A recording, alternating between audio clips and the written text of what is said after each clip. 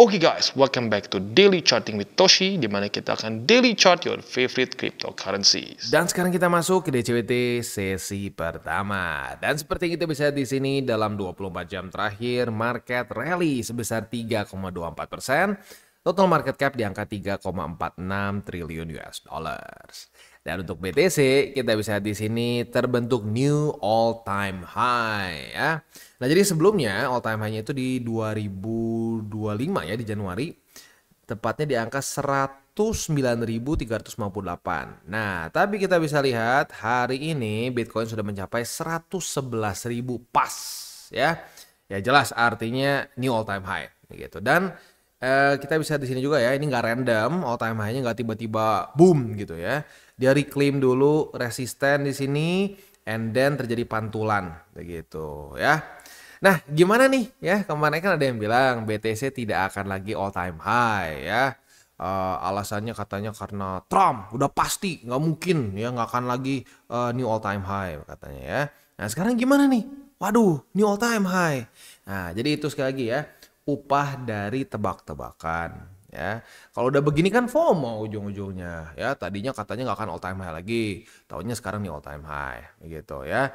Dan ya buat lu yang kemarin lihat komennya ya, lihat saja nanti keluar tuh kata-kata mutiara ya saat ditanya dari mana datanya ya. Lihat saja nanti katanya. Wah, nah sekarang gimana nih? Sekarang gue balik tanya. Ini sekarang kan nantinya ternyata jadi gini ya. Terbuat nih all time high. Kira-kira apa pertanggungjawabannya? Oh ya tidak ada, karena dukun tidak pernah accountable. Mereka pokoknya bikin ini dulu aja, bikin sensasi dulu aja, bikin orang-orang panik dulu aja, begitu ya. Oke, jadi untuk sekarang ya tinggal kita lihat apakah BTC bisa mempertahankan momentum ini atau tidak ya. Dan mungkin ada yang bertanya-tanya nih, Bang, ini kita kan rally begini, apakah kita perlu koreksi dulu nggak? Apalagi kalau ngeliat di weekly ya. Di weekly kita bisa lihat di sini kondisinya itu memang ini udah masuk minggu ke-7 ya. Lagi masuk minggu ke-7 bullish candle. Dan masih lama sih close-nya ya. Masih 3 hari lebih 22 jam lagi. Ya, tapi apakah kita butuh koreksi atau enggak sih? Ya sebenarnya kalau kita mau ngomong, at some point pasti akan ada minimal konsolidasi begitu. Ya kita sudah bahas saat terjadi stint yang quite long gitu ya, di weekly terutama ya, beberapa minggu berturut-turut bullish, itu biasanya ada dua ya. Terjadi corrective movement seperti di sini ya, atau bisa juga hanya konsolidasi seperti di Desember 2023 di sini ya.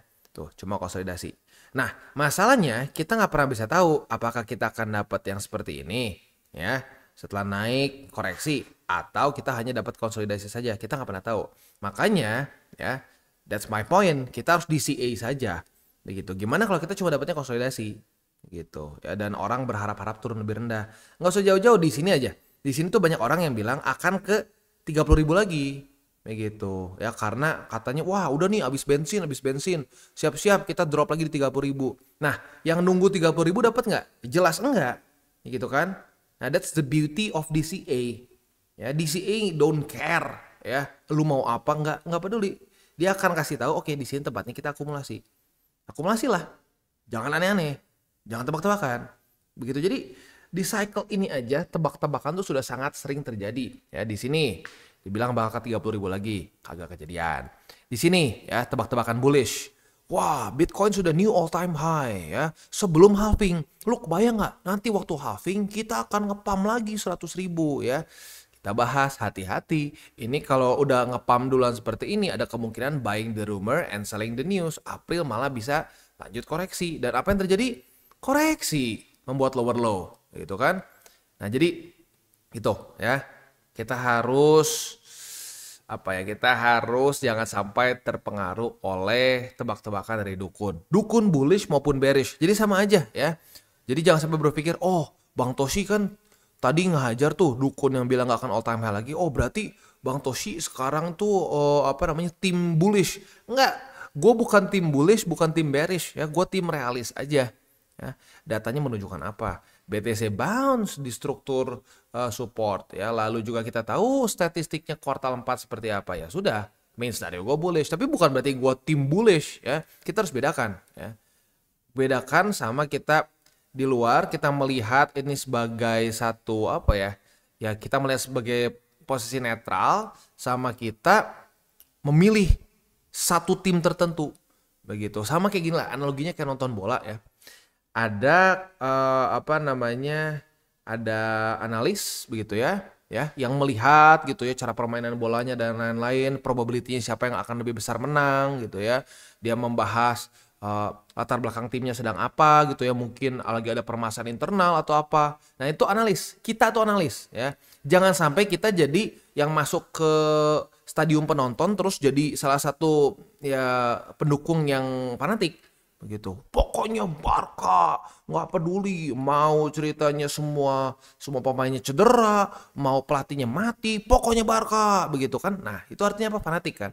Nah, itu yang terjadi saat kita menjadi tim bullish atau tim bearish.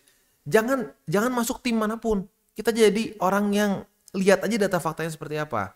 Begitu ya. Jadi sama konyolnya. Dukun yang kemarin teriak-teriak di sini tidak akan all time high lagi ya. Sama konyolnya dengan dukun yang teriak-teriak di sini nggak akan lagi di bawah 100.000. Ini adalah waktu terakhir kalian untuk akumulasi ya. Karena kita tidak akan pernah lagi di bawah dari 100.000. Udah drop diem ya. Jadi sama saja konyolnya. Mau dukun bullish, mau dukun bearish, kalau tebak-tebakan akan jadi konyol pada akhirnya begitu ya. Yang paling konyol sih di sini nggak ada yang ngalahin ya. Nah, di daerah sini nih di mana ada yang mengaku-ngaku dirinya Tuhan katanya ya. Wah, gua Tuhan market ya. Lu berani ngelong mati katanya ya. Taunya apa malah dia yang mati. Ini market ngepam udahnya ya. Oke. Kita sekarang akan mungkin ke pertanyaan yang ada beberapa yang terlontarkan lah ya, ada beberapa yang nanya lah, dan di sosmed juga ada yang mirip-mirip kayak beginilah. Intinya apakah kita ini kan udah tembus nih all time high nih, statistiknya gimana? Apakah kita koreksi dulu atau bisa lanjut terus? Nah, kalau kita lihat di sini ya, saat kita tembus nih all time high itu sebenarnya bisa saja kita malah ada masa-masa corrective movement dulu. Contoh di sini nih ya, ini bahkan bisa dibilang ke reject dulu ya, ke reject and then membuat ya corrective movement kayak 20 begitu. Tapi ini kan belum berhasil tembus ya. Nah, kalau yang berhasil tembus nih all time high and then koreksi adalah di sini nih ya. Kita bisa di sini all time high sebelumnya kan di daerah sini ya. Coba kita kasih tanda dulu ya. Ini yang bikin banyak orang euforia nih di 2024 ya, di Maret ya, kuartal 1 lah intinya. Wah, tembus, udah nih ya. Kita bakal ngepam. Taunya apa? Cuma rally dikit, ujung-ujungnya ya melemah begitu. Itu bisa saja terjadi juga ya. Nah, jadi jawabannya nggak ada pattern yang 100% sayangnya ya. Kita harus lihat nanti momentumnya sekuat apa. Dan mungkin ya kalau sekarang yang kita harus tunggu-tunggu adalah tarif ya, tarif dan kebijakan The Fed.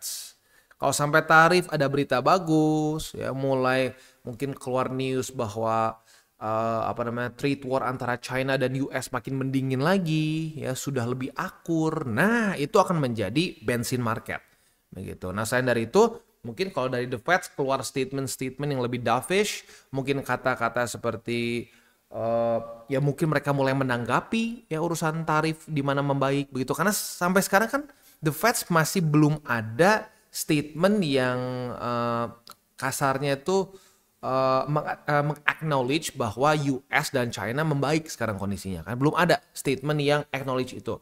Nah, mungkin kalau selanjutnya FOMC-nya itu ada statement yang meng-acknowledge bahwa US dan China sepertinya membaik kondisinya ya. Lalu mungkin lebih gila lagi kalau sampai udah ngomong ada potensi untuk perberhentian QT, penurunan interest rate. Nah, kalau itu semua keluar tuh ya, bensin fundamentalnya, ya kemungkinan besar kita akan lebih mirip seperti di sini. Ya, seperti di di sini, bukan di sini ya, sebentar. Mundur lagi sedikit. Nah, mungkin lebih kayak di sini nih. Waktu tembus all time high, boom, bisa lanjut begitu ya. Ya, tapi sekarang kita masih belum tahu kita dapat skenario yang mana begitu. So, solusinya apa, Bang? Gampang, serius, solusinya itu gampang sekali ya. Dan kemungkinan besar kalau lu keluarga TCI sudah lu lakukan, ya kemarin waktu di sini DCA enggak?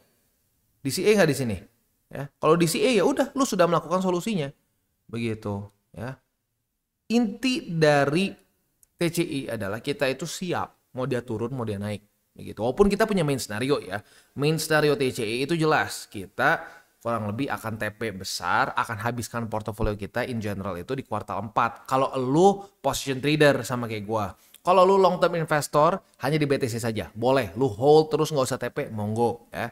Tapi selama lu position trader seperti gua, ya udah kuartal 4 kita akan TP signifikan. Alts gue abisin semua ya. BTC mungkin gue masih bisa sisain lah ya. Tapi intinya main scenario kita adalah seperti biasa di kuartal 4. Begitu ya.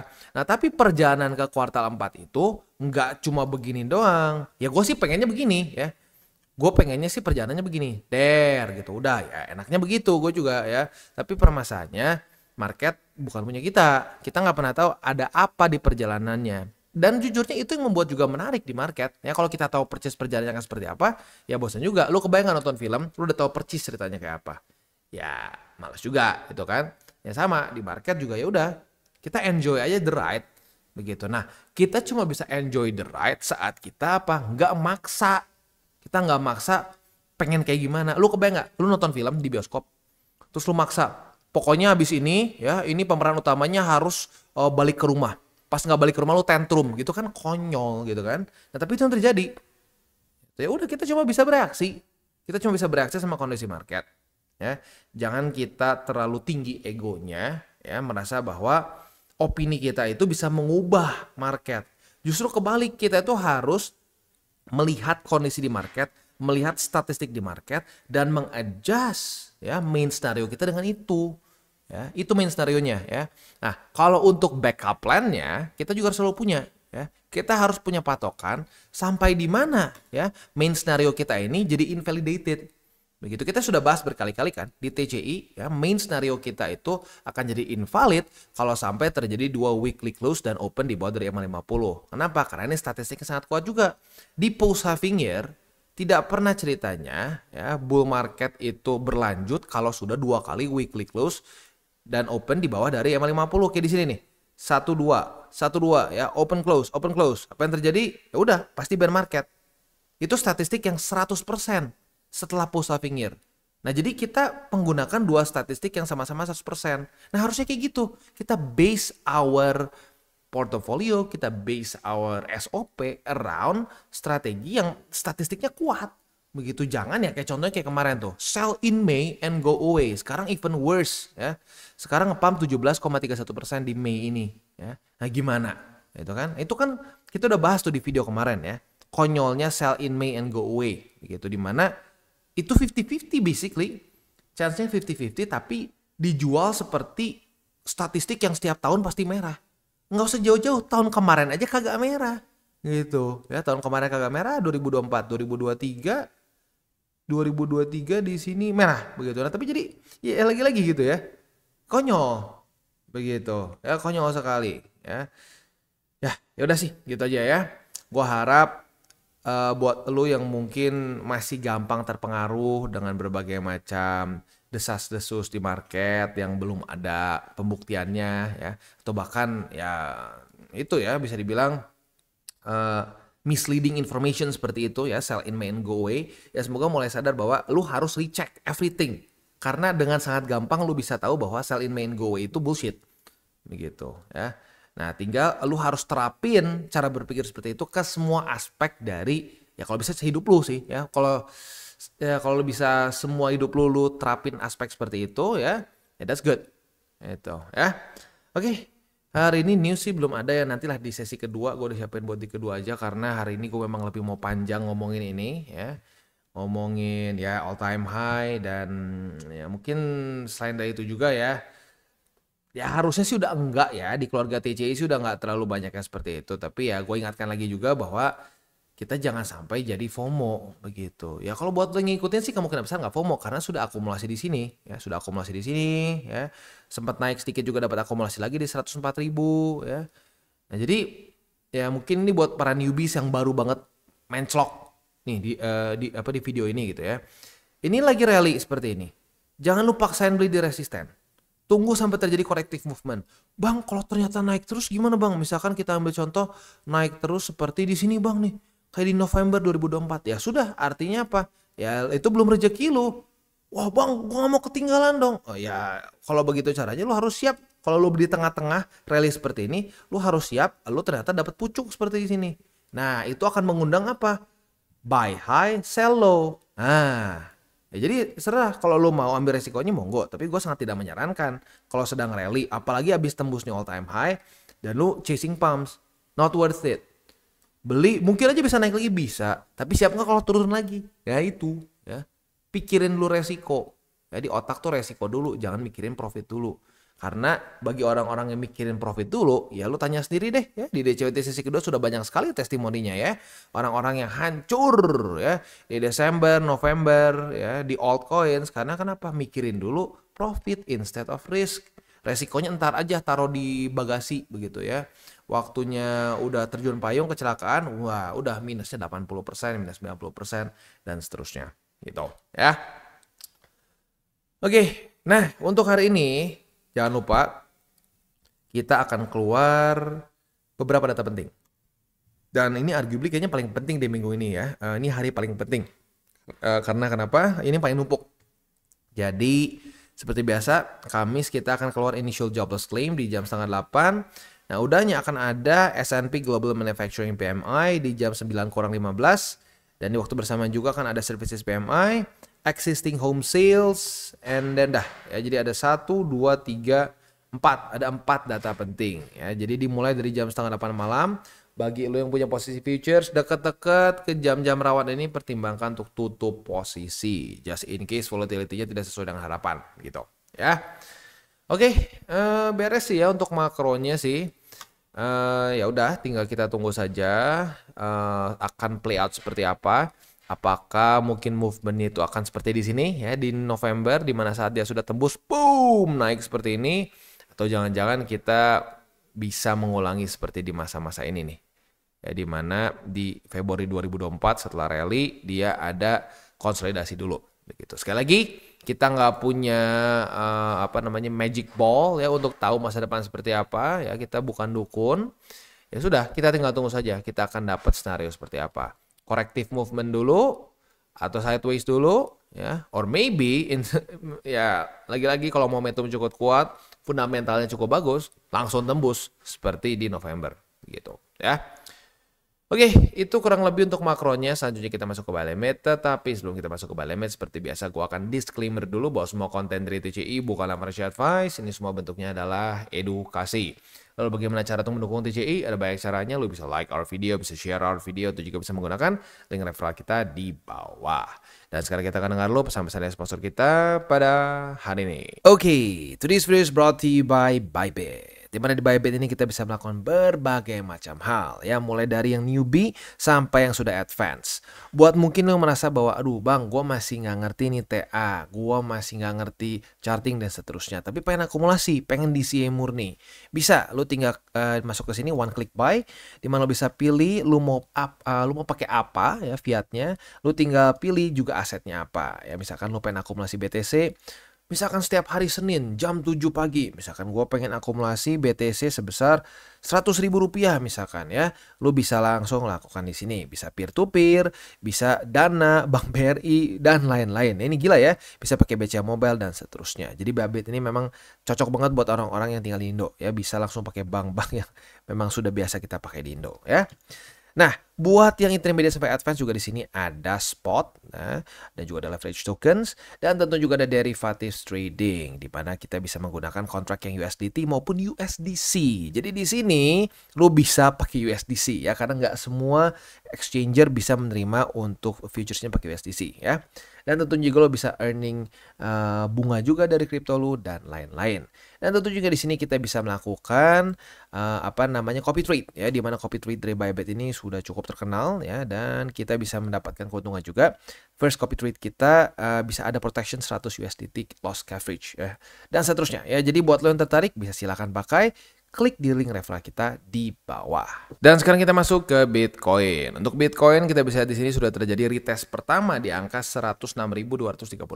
Artinya apabila terjadi retest kedua, dia koreksi ke sini Nah, ini bisa kita buka posisi long atau lebih tepatnya sih kita bisa buka limit aja, limit buy di angka 106, bukan limit buy tapi limit long di angka 106.238. Untuk target TP-nya bisa di upper band, bisa juga nanti di struktur yang sekarang sedang under construction di sini ya. Nah, untuk posisi spotnya atau untuk DCA-nya itu udah di angka 106.238, 104.828 dan di 102.938 ya. Next kita masuk ke Ethereum. Untuk Ethereum posisi long kan udah profit ya, dan profitnya 2 kali lagi, asik banget. Retest 1, retest 2 profit, retest 1, retest 2 profit lagi ya. Nah, buat lu yang buka posisi short kemarin di sini, tergantung nih ya. Kalau lu konservatif, lu TP tapi tipis banget sih jujurnya ya. Kan kita udah bilang ya bahwa kemarin tuh ada data penting di jam setengah 10 malam. Jadi kalau lu tutup di jam 9 ya, kan harusnya ditutupnya tuh sebelum. Kalau udah keluar datanya ya sama aja bohong begitu ya. Di jam 9 lu masih ada profit tapi tipis. Tapi buat lu yang agresif dan lu hold posisinya, ternyata di subuhnya jam 12 malamnya ngedam lagi dan kena target TP. Jadi buat yang konservatif di Ethereum, buat yang konservatif profit super tipis, buat yang agresif congratulations kalian profit sebesar 3, ya kalau dibulatkan 3,5% lah kurang lebih ya. Jadi asik banget nih Ethereum ya. Posisi longnya 2 kali profit, posisi shortnya juga profit gitu ya. Oke, next kita ke posisi spotnya. Untuk posisi spot ini 2552 sebenarnya sih apa ya, ini daily close-nya tuh masih kayaknya tipis banget di atas tuh lihat tuh ya. Close-nya di angka 2552,1 sementara struktur resisten di 2552. Ya, kalau lu mau DCA di sini boleh ya. Tapi kalau mau di skip juga boleh, gue balikin lagi ke lu karena super tipis ya. So, di situ lalu juga di 2464, di 2419 dan di 2363 ya. Ini orang-orang yang konsisten ya, taat DCA, senyum-senyum nih sekarang Ethereum ya, nggak main-main nih ya. Lu beli di sini kondisinya itu berarti profit sebesar wow, nyaris 10%. Wah, di sini 7%-an, di sini 5%-an. Ya itulah ya, buah dari konsisten gitu. Karena at the end of the day yang menang di market itu adalah orang yang yang lama di market, bukannya nebak-nebak market mau kemana begitu ya. Time in the market always beats timing the market begitu, karena timing the market itu selalu ada luck-nya, ada keberuntungannya ya. Oke, beres untuk setupnya. Selanjutnya sebelum kita tutup DCWT sesi pertama ini, ya mungkin masih nyambung sama yang pertama ya, terutama untuk para newbies ya. Bukan yang pertama, maksudnya yang tadi yang di depan kita ngomongin ya mengenai dukun. Hati-hati dengan apa yang lo konsumsi ya, karena saat kita masih newbie kita akan sangat gampang terpengaruh begitu, karena kita masih belum get the whole picture. Saat kita masih belum get the whole picture, kita akan jadi terombang-ambing sama berbagai macam opini begitu. Jadi hati-hati dengan apa yang lo konsumsi. Kalau lo mau konsumsi sampah ya lo gak akan jauh, lo akan jadi sampah juga begitu ya. Jadi you are what you consume. Kalau lo konsumsi konten-konten dukun yang tebak-tebakan terus gitu ya, yang salah lagi ya udah, lo jadi otaknya akan tebak-tebakan dan gak akan jauh dari judi begitu ya. So please hati-hati dengan apa yang lo konsumsi begitu. Bukan cuma makanan, kan ada yang bilang tuh you are what you eat. Bukan cuma eat ya, you are what you consume. Kalau lo consume hal-hal yang tidak berguna, lo consume hal-hal yang tidak berdasarkan fakta data statistik, ya itu akan reflect juga di portofolio lo begitu ya. Oke, kita tutup dengan 3 golden rules. Jangan berkeuangan panas, jangan over leverage, berpikirlah jangka panjang, dan salam tabur tuai. Ingat, apa yang lo tabur akan lo tuai. Jadi taburlah sebanyak mungkin hal baik. Oke guys, jadi itu adalah akhir dari segmen DCWT kita pada hari ini. Dan jangan lupa bagi kalian yang merasakan manfaat dari segmen ini, jangan lupa untuk share ke teman-teman kalian. Dan apabila lu pengen mensupport channel kita, ya TCI, jangan lupa untuk menggunakan link referral kita di bawah. Nggak wajib ya, tetapi apabila lu menggunakan link referral kita di bawah, ada macam-macam ya, dari Bybit, Huobi, Maxi, toko kripto, dan banyak lagi ya. Ya, walaupun nggak wajib, tapi kalau menggunakan link referral kita, lu secara langsung membantu perkembangan dari TCI. Dan satu lagi, jangan lupa juga untuk join Telegram group kita, di mana kita bisa ngobrol-ngobrol santai mengenai dunia cryptocurrency secara 2 arah. So, jangan lupa untuk like, subscribe, klik the bell icon, and see you on the next video.